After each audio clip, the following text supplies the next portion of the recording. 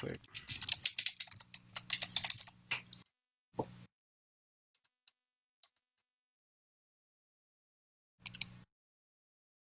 Analytics, oh.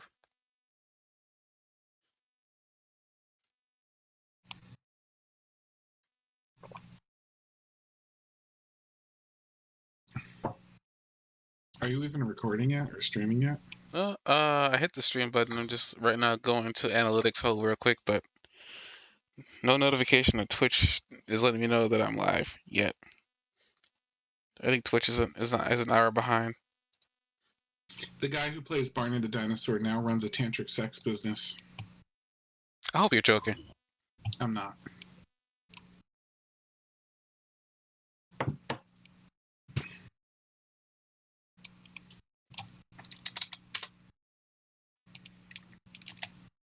I'll throw it in the Discord. I think that was live. Okay then.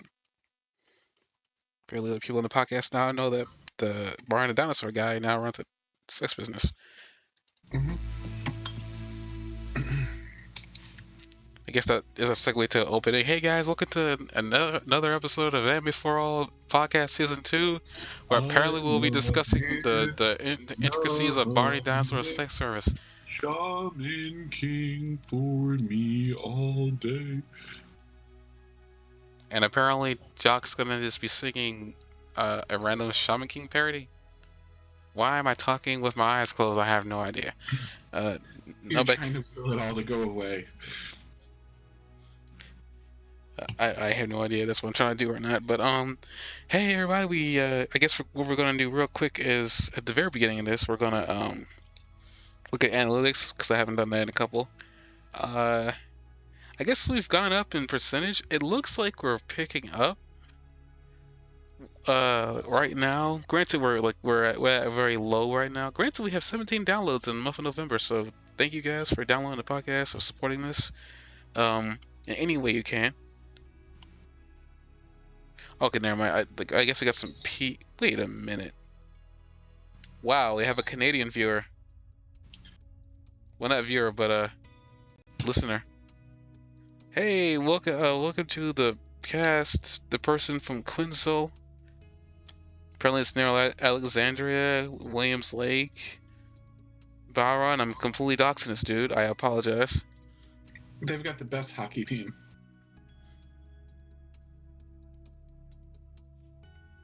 Wasn't expecting that. Oh, I got somebody in Kansas. I was born in Kansas. Is that you? Is that you trying to tell me?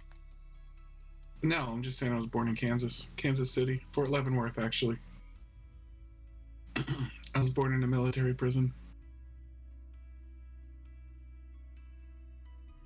You know, a lot of that explains a lot about you, actually.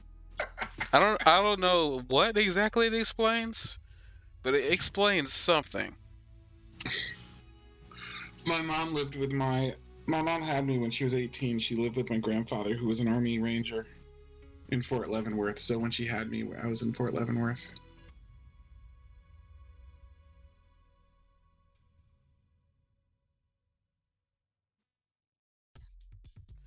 Oh, we have somebody listening to us who lives near New Haven.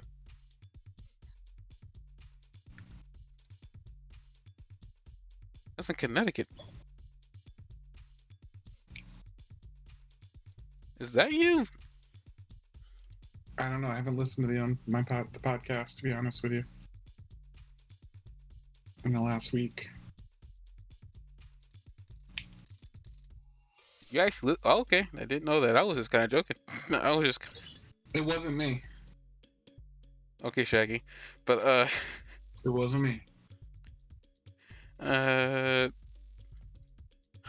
Well, I guess the analytics here, we're going up for sure, 6% than from the previous time period. We're still sitting at 7 followers, so we're doing something right. Rocketing up, meteoric rise to power.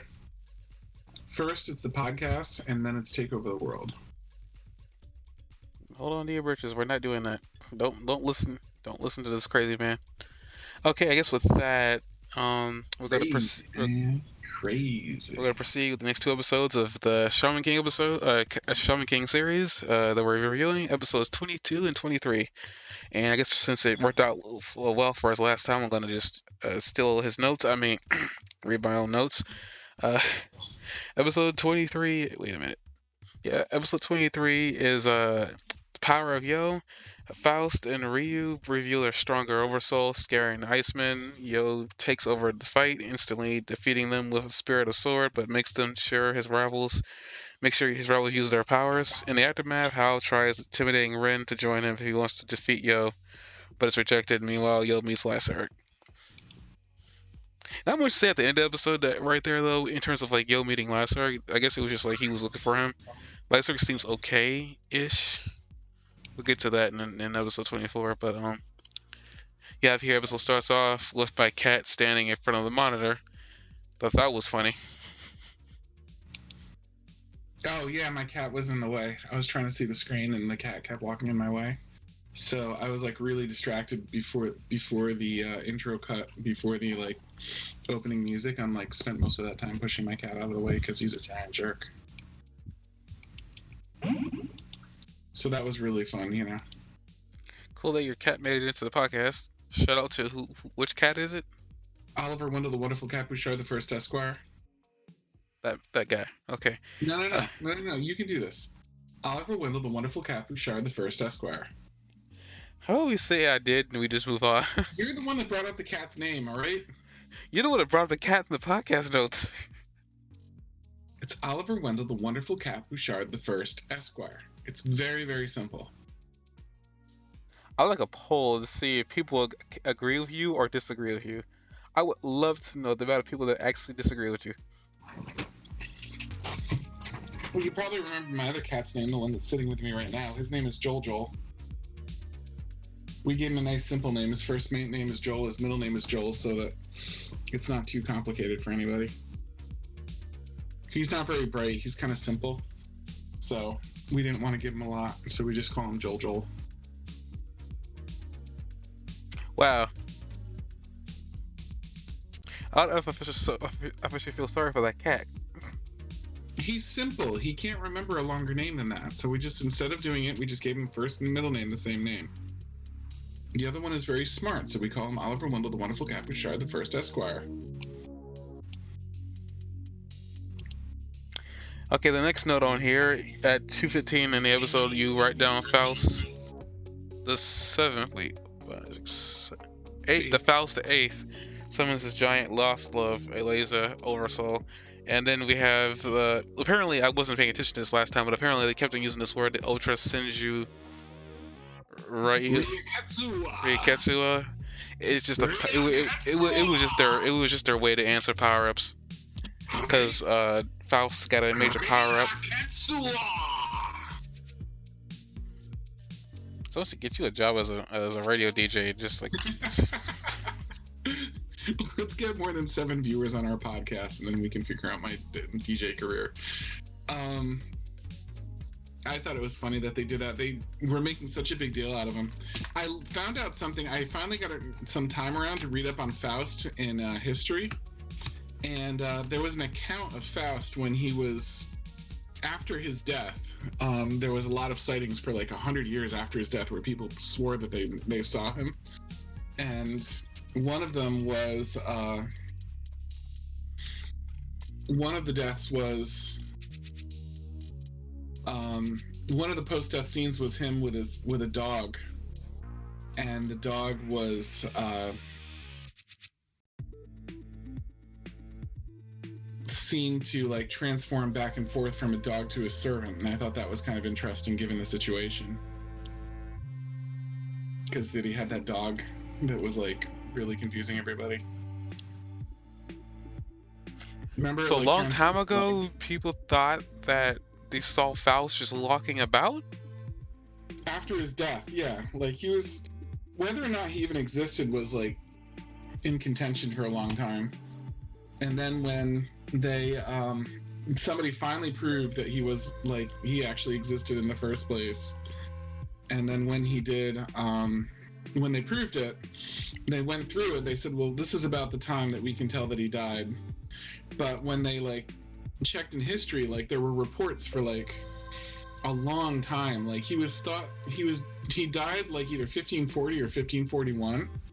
But there were still reports of people that came across him like in like 1587 and 1602 and stuff like that. And I mean, back then, like living to be 60 years old was pretty good. And like more than 60 years after his death, or almost 60 years after his death, like people were still saying that they'd met him in person and things like that. And they were like, and then after that, it just sort of like continued on until it just became, they just started writing it off as rumors and legend instead of even reports after that. But like people like for a long time decided that they'd met him. But like one of the more credible accounts of having met him was that he he had a dog that like he'd be seen with that like would just turn from a dog into a servant sometimes. So I thought that was interesting, since the other character walks around with a skeletal dog, and we're like, where's this dog come from? Like, we had no idea what it was, but it could have been that dog, the skeletal dog of the original Faust. Turn into a skeleton. He says he does do research into his ancestor. And well, here you say Faust researches his ancestor Johann the Faust, German scholar who summoned Mephisto / Mephistopheles, magical Mephistopheles from Cats. I probably went to butcher that name but I never actually watched Cats. It's Mephistopheles is the name of the other one, Mephisto, also known as Mephistopheles. But I thought that was interesting because there's a magical cat in the musical Cats called Magical Mr. Mephistopheles instead of Mephistopheles. It's Mephistopheles, which is like a slightly easier to say version of that. And I thought that was interesting. That callback from Cats must be referencing Mephistopheles, which is a real demon from German folklore. I like to take a minute to talk about this like whole thing with Faust. I feel like I've heard about Faust a long time ago. I'm pretty sure everybody's probably heard of Faust. Well, at least some version of Faust. DC character. Huh? Faust is a DC's superhero character. Felix Faust. So you might have heard of that. But no, I feel like I heard something like, I mean, because this, you're talking about there's like actual like, not encounters, but there's actual like literature talking about him. And I feel like, not that they would talked about him in school, but I feel like maybe it would have been in the text at some point that maybe you skipped over. If you felt like that, you wouldn't be the Faust to think it. Dang it. But at least I researched it because I like what's the word I'm looking for? Lore, or what's the other word? It might just be lore, but I think maybe I come across this character's name before because I like the. It's kind of weird though that he, like, I guess the idea that he may have sold his soul to the devil, or in this case Mephisto, and people are saying that 60 years after his death they've seen him walking. So it's just kind of weird, and then they take it here, considering that like Shaman King is like an old show anyway. It wouldn't, I mean, considering how many things that they've taken inspiration from to make a character, it's interesting that, you know, they took Faust and they're taking as much as they can from all the encounters. Frankenweenie, for instance, the dog that was supposed to have been turned into a serpent, is now his legs. Mm-hmm. And then Mephisto, the supposed demon that his ancestor would have sold his soul to, he took it and embodied his clumsy girlfriend, with calling her Mephisto E for Mephisto Ellen, I think her name is. I forgot her name. Eliza, Mephisto Eliza. Eliza, yeah. Eliza. Shoot. So it's kind of cool that they're doing as much as they can to embody. I guess another thing too about him is, like, apparently he found accounts of him 500 years ago during the last Shaman King fight. It makes me wonder. I wonder, like, in his quest for knowledge, did he find out about the Shaman King fight? because like not many people know about it. Only you find out about it if you're a shaman. And I honestly thought they were going to say that he was a shaman and he participated in the last war in the last fight, but I'm glad they didn't. But at the same time, I'm actually kind of curious. Like he was around 500 years ago, and it was perfect timing for the original fight. Makes you wonder if how it had anything to do with his death. Because he said he doesn't know whether it was all real or not, which is another interesting callback too. That nobody really knows truly if he did sell his soul to the devil, and if he was walking around, if he is still walking around. Not that people are saying they're seeing him today. It'd be really, really weird that he said they were seeing him today. I mean, I saw him. Dang it, Jock. I guess continuing on with the I guess the girlfriend and looks.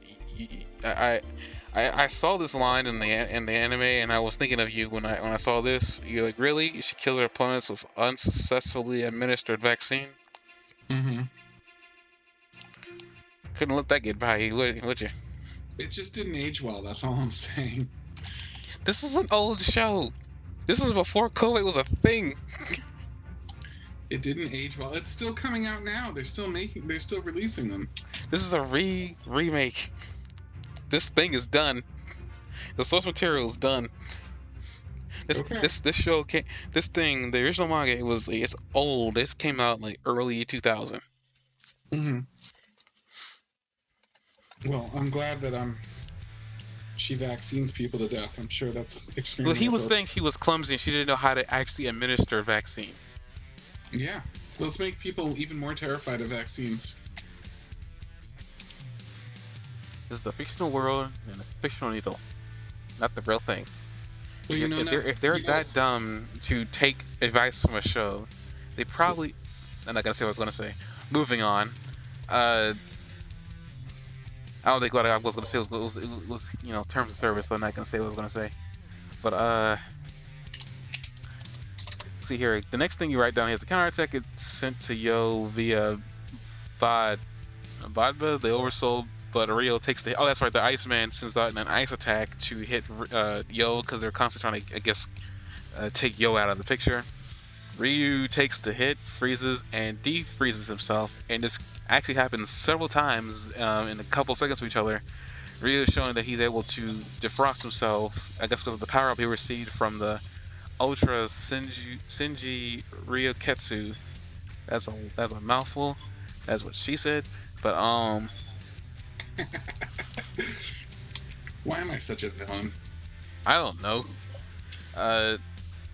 Apparently, I guess you wanted to make notes of the puns. Okay, it's like it's damn code is what you say here. Mm-hmm. We also get, I guess, a scene of Togek. They call him half baked. They call him damn cold. It's just like so cheesy.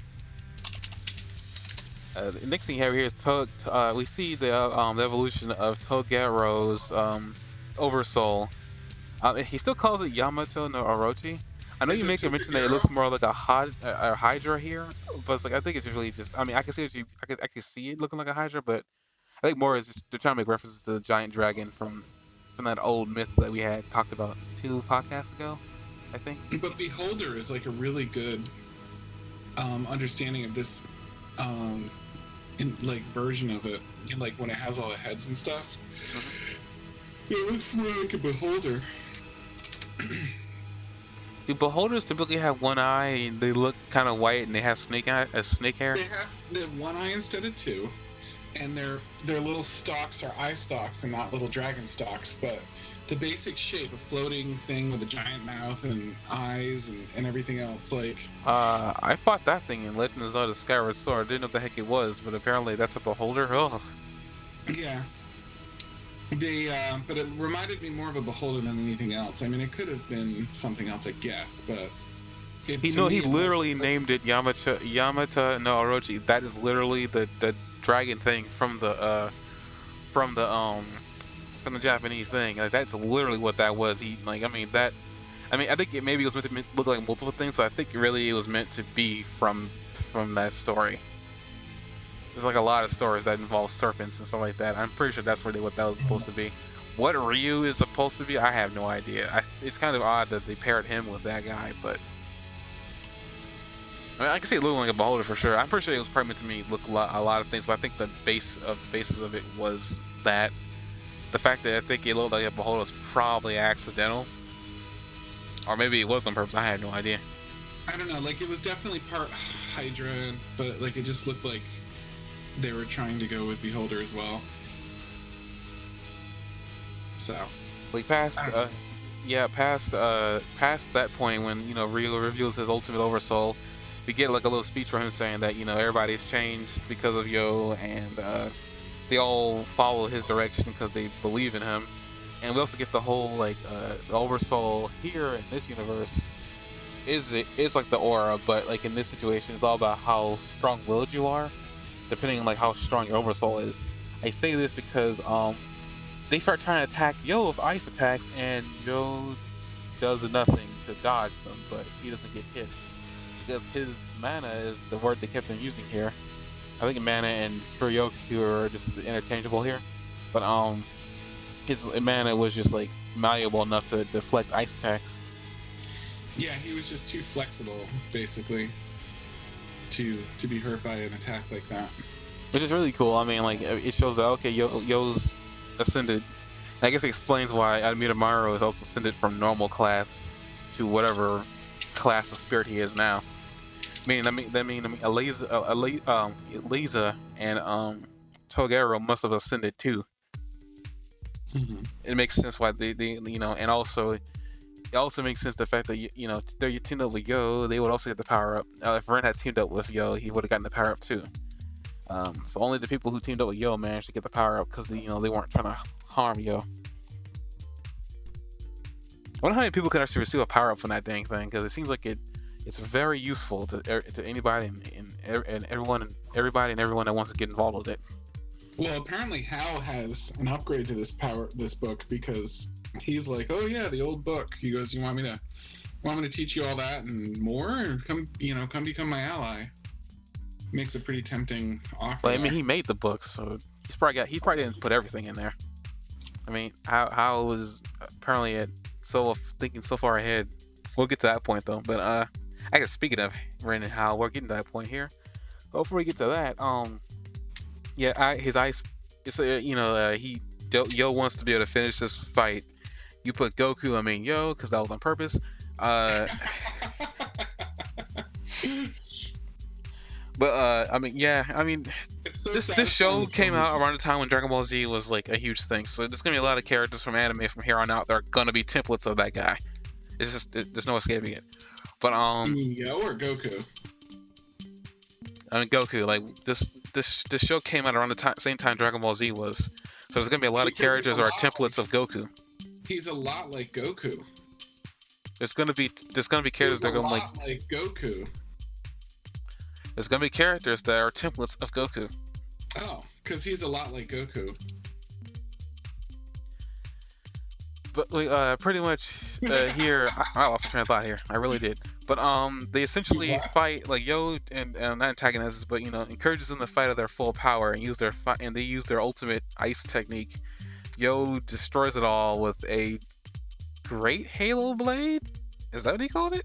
Or Ultra? I forgot what it was. It was a variation on a Halo blade, which was pretty cool actually. I'm not sure how long he can hold that giant spirit blade thing, but it looks like he can hold it long enough to get one good attack in. Mm-hmm. So it seems like to me it's probably only going to be used for like final attacks, which he did here. He ended it with one attack. First, he wins with a single attack here. And we get to timestamp 1900, where Hal starts talking to Ren, and this is an interesting. This is actually a really interesting confrontation. Hal goes out of his way to go and try to recruit Ren. We hear from like earlier on in the series, like how people are his minions talk about like how he probably should recruit Ren because Ren's really powerful and whatnot. It's kind of interesting that Hal goes out of his way to try to recruit Ren, and I'm almost wondering if Hal knew that it wasn't going to work. He wasn't going to be able to recruit him. He just wanted to see if he could see what Ren's all about, and pretty much destroys him. He was thinking that this was like step one of switching him over, and didn't think that the first step was going to win him over, but he was just like planting the seed so he could build on this later. I don't know. I don't think Ren could be easily swayed, even through fear, which we see here. No, I know, but I think he's gonna like. I think this was like stage one of trying to convert him and just going, I see you like this power, like why don't and I'm definitely way ahead of you. Do you want to join me? And then like the guy didn't do it, and he's like, well, I didn't think you'd do it yet, but makes it sound like he thinks it's on the way. It also sounded like Ren was also trying to gauge what his intermediary was, which we don't know it at this episode, but we find out next episode what it is. And it's kind of funny how much that makes sense. But he thought he knew what it was, but he was in error. I don't think he ever knew what it was. I think he was trying to gauge what it was. Yeah, he guessed in error. Did he say that he thought he knew what it was? I don't think he said he ever. I don't think he knew what it was. He said he didn't know what it was. He said it was something. His guess was erroneous.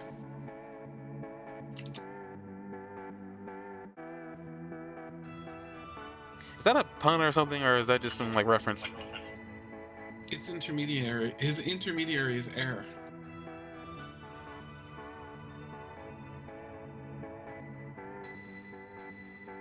I keep on hearing error.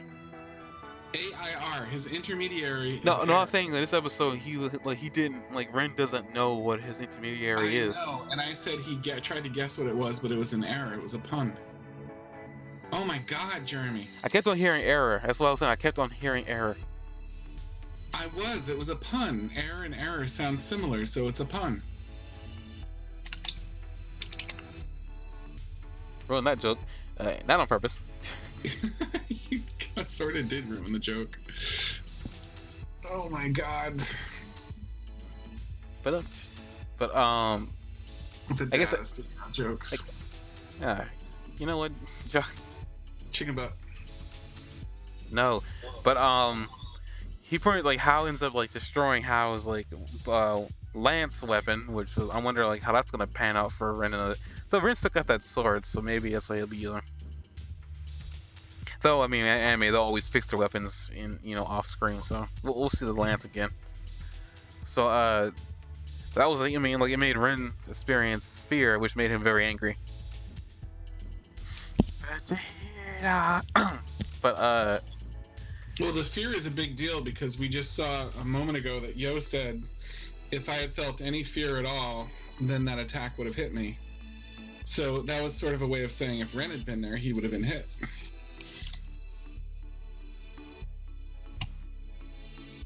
Why would Ren's fear make him have any fear? What?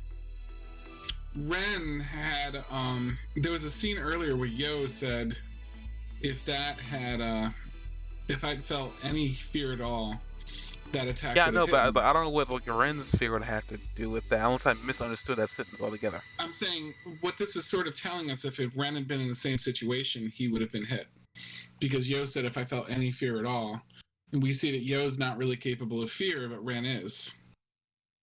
So it's sort of like placing Ren ahead of, behind Yo there by doing that, saying that a similarly scary situation, Ren felt fear where Yo doesn't. I guess I can see that. I don't know how, I wouldn't... That situation, yeah, I mean, but I don't think, you can compare the scariness of Hao to them. If Ren was there, I don't know if Ren would have experienced fear in that situation.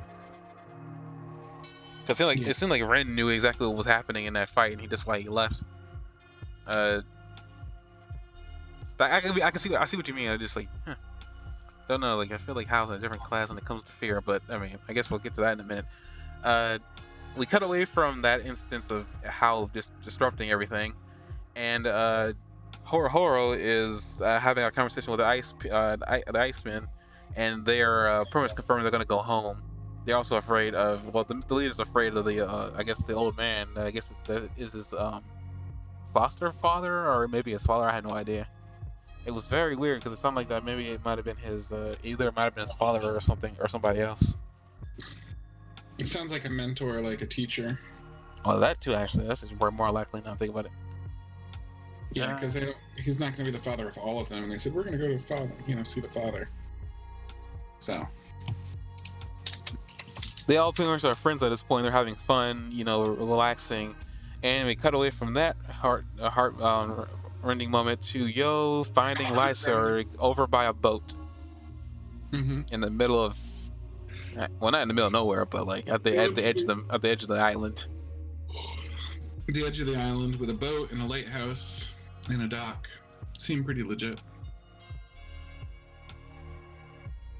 I hope it wouldn't. I hope it would be legit. I mean, they put them there. I liked how Yo changed the Icemen. That like they started out fairly hostile, and when they left, they were like, I'm really glad I met him. He was a great guy, and yada yada yada. It just seemed cool that he like won them over completely, and they felt happy and inspired. Like just another example of Yo really like bringing out the best in everybody. Well, this is a fairly tame episode because nobody dies this episode, but that completely changes in the next one. Episode 24, Trust No One. While Yo and Leslie remain on friendly terms, the other Exiles want Yo to join them, but they are rejected. And the next day, the Shaman fight continues with Hanagumi easily defeating the rivals, while Hao easily kills the Exiles who sacrifice their lives to reveal his weak point. As by that really poorly ruined joke that I managed to mangle, we found out that Hao's intermediary is oxygen or air. But I guess it makes sense because that's why they tell you to not put what's it? Like on a grease fire, I forgot what they tell you not to put on it. But it makes it breathe oxygen and it makes the fire bigger. Kind of makes Hao a little bit dangerous because if he's just using air to as an intermediary, there's a lot of it. He's like ultimately powerful. I wonder how you stop somebody from using that as an intermediary other than stop them breathing. But I guess backing up from there, we have first the beginning episode starts off at the where the other episode ended. We have Lysa and Yo chatting. Yo's just like checking in on Lysa to see how he's doing. We happen to get a glimpse that apparently Lysa has a scratch on his pectoral over there. I think his left one, depending where you're looking. But so like something's been going on. I mean, they also been beating him senselessly. Apparently, at least Marco has. Why are you looking at his pecs? It's kind of weird, Jeremy. I was not. The Yo and the camera and everything like that was pointing out. I was never noticing the scratches on him apparently, but yeah, but you started looking when you realized it. They're abusing him. It's just kind of weird. That's all I'm saying. That you're checking out his. You know what's weird? The deal I can get you on this car. Get out.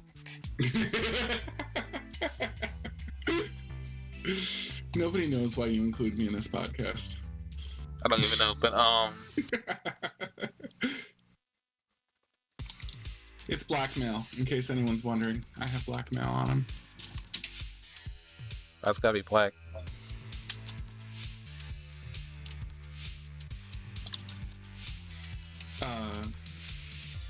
That's a good point. It's white mail. I thought that's even worse. It's hot mail. Wow, you just put a year on yourself. All the everybody knows with Hotmail. I can't win. Gmail? Why do you got Gmail on me? I don't know. I've run out of funny things. I'm a ruined man, Jeremy, and it's your fault. Moving on. Yes, let's move on. You have right down here that it's dangerous to go alone, take a ship, apparently. I guess you were just making fun of the dangerous to go alone thing that they have Lysa say, because apparently Lysa is not allowed to exit the ship on his own. Yeah, he goes, I'm not allowed to exit the ship, and he goes, we all ship to stay strong, and I'm just like, all I can think of is that line from Zelda, it's dangerous to go alone. I don't know, I mean, we've already kind of made reference to the fact that Lysa looks rather girly. I don't know why. This episode in general, like when him talking with Yo, it just like, if you just showed up at this episode, this be your first episode of the entire series, if you hadn't heard Les speak, you think that he was a girl. It's very odd. Like his eyes are like very like anime chickish. It's a really off-putting. Granted, he's supposed to look androgynous, but it's just like if you didn't know and you just see your first episode, you'd be really confused. It's one of those things that it's like the art direction that he decided to go with the show. He's kind of the Froppy of the series, but I don't like him like Froppy.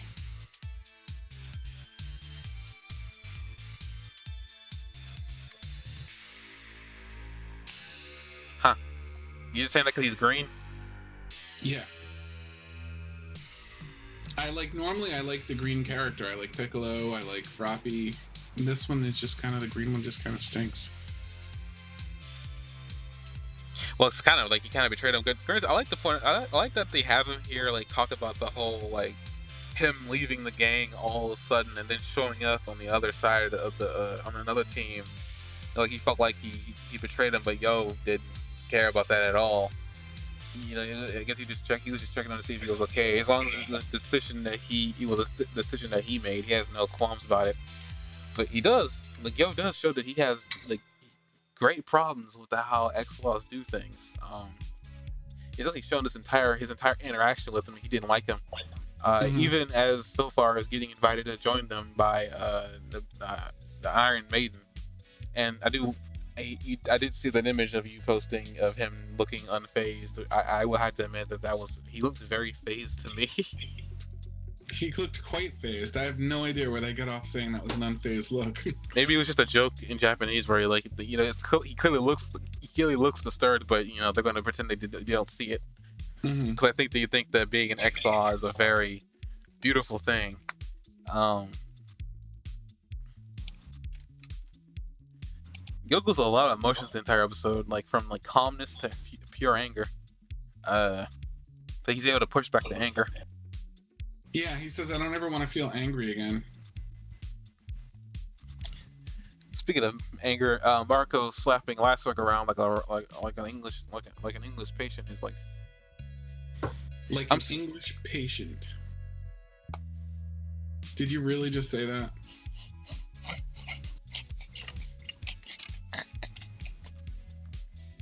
Why are you so proud of yourself?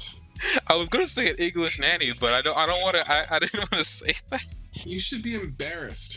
You should not be proud of yourself. I'm ashamed. But I can't be proud. Ashamed. You should be very, very ashamed of yourself. Listen here, you talk about making an error joke. We're gonna move on. But I don't know why Trigun was slapping slapping Froppy X out of whatever, but it was ridiculous. Like I don't think I've ever seen that much slapping in a show. And like I feel like the only reason why Laswick is androgynous and is male is because they probably couldn't justify Marco slapping a girl around. I haven't seen that much slapping in a show since I watched a good porno.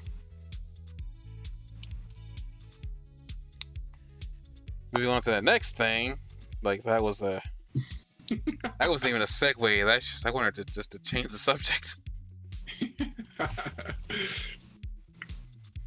I guess before you leave, apparently they all go to bed at 8, which is good little boys do, yes.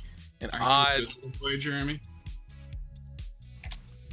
It is 10 o'clock where I am. No, You're a bad boy, Jeremy. Moving on. This is getting creepy, and I don't appreciate it. Scared the crap out of you today.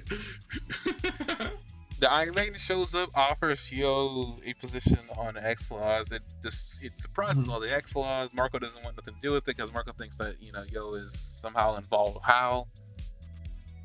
We all know he isn't, but Marco doesn't care because he feels like Yo's doing something because he protected one of Hal's followers. He was just trying to prevent them from killing them. That's all he was trying to do. We get some really weird instances of like I guess emotion from the Iron Maiden gene, where like apparently the face of the bell can open up and show her face, and apparently that's indecent. I'm like, why did you add that function in there if that's indecent? I'm actually kind of curious, how did she eat? Does she even eat in there? Also, speaking of the Iron Maiden, did you see that she was drowning herself? Because she was in the water. In her blood, you mean? No, she was like her and the entire bell was in the water. Before she showed up, she came out of the water. Oh yeah, She was apparently literally torturing drowning herself. Yeah, she just spends her spare time torturing herself for the betterment of the world. That's a crazy chick. Some pretty twisted shit. She cries tears, and then she cries blood out of the Iron Man. Like, that's gotta hurt. Like, seriously, like having those, like, there didn't appear to be any, like, needles on the faceplate either. So I don't even know, like, what was actually puncturing her, and I wonder if it was her eyes. I guess it doesn't really matter because her spirit power heals her injuries immediately. So I guess any pain she's really suffering is only just temporary. Yeah, basically her version of the hyperbolic time chamber. She's just getting non-stop Zenkai boosts. But What? I don't know. That it was very dark. She was crying a lot of blood when decided to not take up an offer, and she just said she was sad because now she's gonna have to fight him. So I don't know why. I guess another thing too, I didn't realize this, but she, in her, like, when she's out of that thing, she's wearing a chastity belt. Yeah, I noticed that. That was really creepy. I didn't notice that until like they had like the title card or the card for her show up, and she had her whole design. I was like, I didn't realize she was wearing a chastity belt. I didn't know if they did that just so she wouldn't be naked or not, because I don't see her wearing it in the regular thing, but maybe I just didn't see it then. She was wearing pants when she first comes out of the thing, but then her spirit armor, her oversoul, she's wearing that. Oh, okay. So it's probably a combination of both because she's underage and you don't want her not wearing anything, and that's the closest thing they could get to her looking like she's wearing a dress. I have no idea. I think we're gonna move off the subject. Girls not having sex. Wait, what? They just want to make it absolutely clear to the audience that this little girl is not having sex. Dang it, John. Dang it. At 60, oh yeah, 619, he's definitely phased. Yeah, we see that picture of him actually being phased. The time card of the time slot of 8, discount Team Rocket. Really? Compare them to Team Rocket. They have like similar haircuts, similar styles. Go look at Team Rocket. I immediately thought of them, but I confirmed it when I looked at Team Rocket. Like, it's basically Team Rocket. Like, parallel dimension Team Rocket.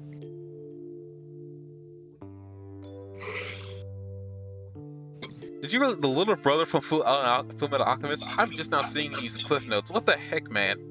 2 different animes in one line. How did you do that?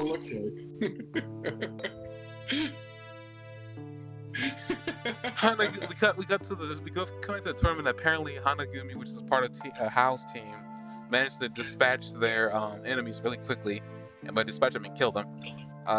Again, this show is going from like happy-go-lucky to immediate death in under like 30 minutes. It's ridiculous.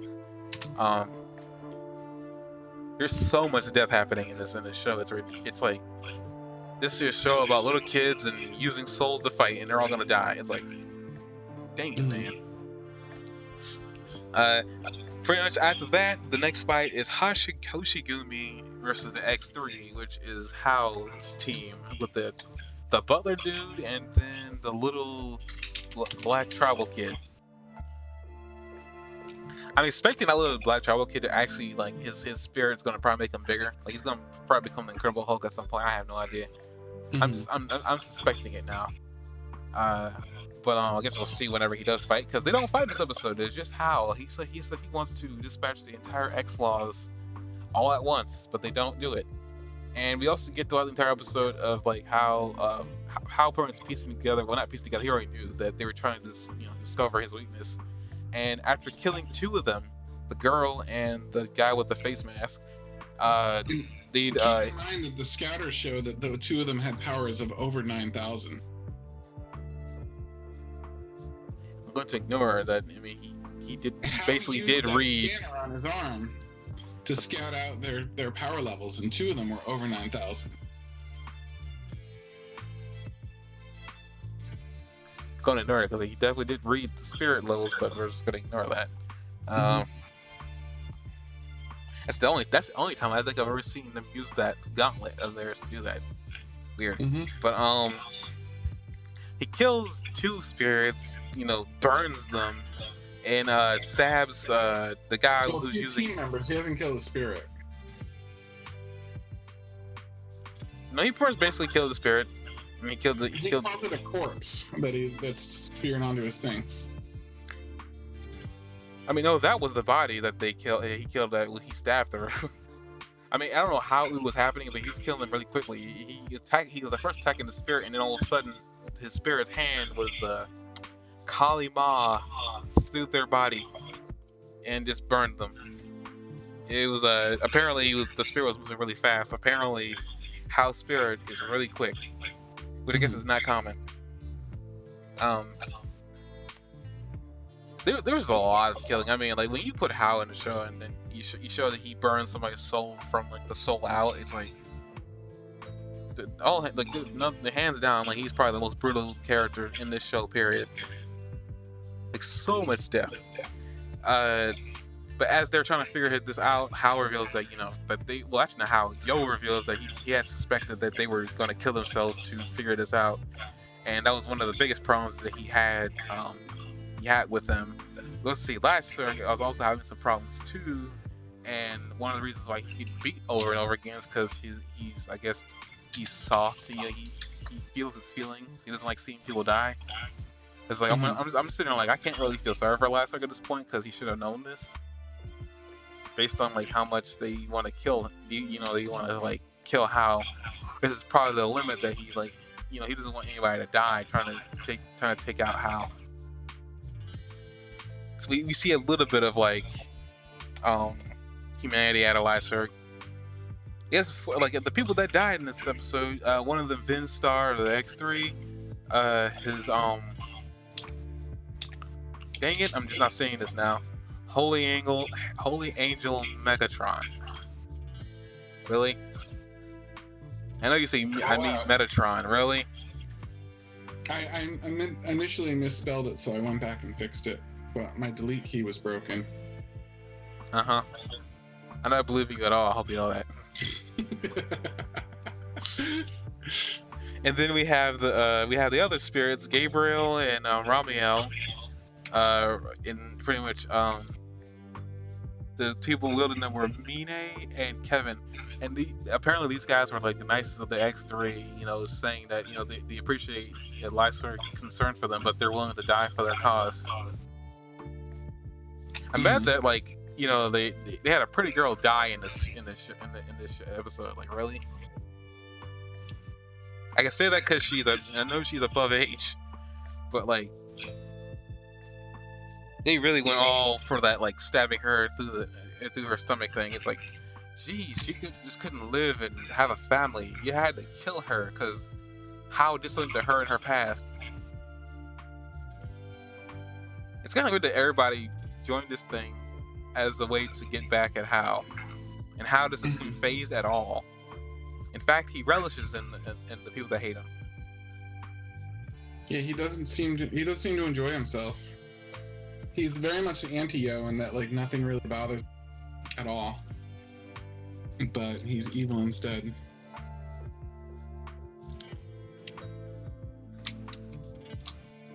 Yeah, it's just really weird. I also like to point out, I think somebody mentions that I'm going to take you to hell or something like that, and then he just says, I've already seen enough of that. I'm like... He's like, boring! Like, what happened to him? Is like, I think that's my first answer. It's like, what happened to Hao? Like, because my goodness. Yes. Who hurt you, dude? Really, everybody. Because he does not care. He does not give 2 or 3 flying fucks. Like, I guess Hao's an interesting character. I would like to see a little bit more of, like, I guess what he's about. Because, like, as the episodes come into... that one guy that took his mask off, and he was, like, disfigured and burned by him, and he's like, this is what you've done. The guy's like, oh, okay. Didn't even recognize... Like, didn't even, like... If he recognized it, he didn't even say anything. He just like, oh, okay, that's your story. I guess speaking of that too, they finally Hao kind of like mocks them by letting them know that my intermediary is all the air in the world, so like you can't stop me. And apparently Vinstar, the last guy, he got stabbed, like he's got like on the kebab out there. pretty much shows that he's been hiding a grenade in his fireproof pouch apparently, and pretty much lets it explode. There's a big light explosion. Everybody's like wondering, well, how can Tina survive that? Lo and behold, Hal survived it, and we see that apparently he has giant gauntlets on his hand. He's also not wearing a shirt. I have to point out that for some reason the creator really likes really skinny characters. It was very disturbing. It didn't seem like Hal was like. It seemed like to me Hal was anorexic. Well, how skinny he looked. Mm-hmm. It was very weird. Like I'm not the biggest fan of the designs of some characters in the show, but that was very weird. But that premise it ends with Hal smiling and he knows he's won because like the guy's dead. He's won the fight. But like it looked like Hal also had like a red aura on him. I didn't notice the red aura. That was a good observation. He's like he had like a red aura. He was just dusting himself off. So like he was just smiling. He known he won. So I don't know. I feel like now that like he's done that, like most of the X-Lul's been taken care of. The only guy really take care of, watch out for, is Jean. Whenever he fights her. Mm-hmm. Like that was just like this entire episode was just really weird, really bloody, really dark. We had some really interesting, interactions between certain characters. Some of them I wasn't expecting, like Hal and Ren. Wasn't expecting that interaction. Then we have like Yo and the X-Laws. That was pretty funny. The whole not phase thing. I don't think I have much more to say. Yeah, goes for a suicide play with Grenade X. It seemed like what it was, right? Yeah, I know. I'm just saying that they all were gonna die anyway. Apparently, they were all ready to die. I don't think Last was ready to die, based on what I'm seeing of him right now. So he's probably gonna like defect at some point. Mm-hmm. Probably with a power up in tow, more than likely. I suspect. Because Lyser's whole thing is just about like how weak I am, and I don't want to feel hopeless like that again. But that's about it. I don't really got much more to say, unless you got something to say. No, that's about my notes. The coolest thing I found was the Faust thing. It seems like episodes are either rich in mythology or they're rich in action, and it's not necessarily one or the other. When it's rich in action, it seems like the story is always about Yo like turning people towards like their best version of themselves. And when it's mythology, it seems like it's always a new place, like Germany or Native American, or you know what I mean, or Chinese, Japanese, whatever. Like it seems like they always explore like a new country. So I think one of them was Swiss recently or something like that. So they just keep jumping all over the world, which is kind of fun. You get to learn a lot about like I guess what countries like stories are, and what they believe in. I guess with that, we're going to end the podcast here. For next week, we're going to be reviewing episodes 24 and 25. Wait.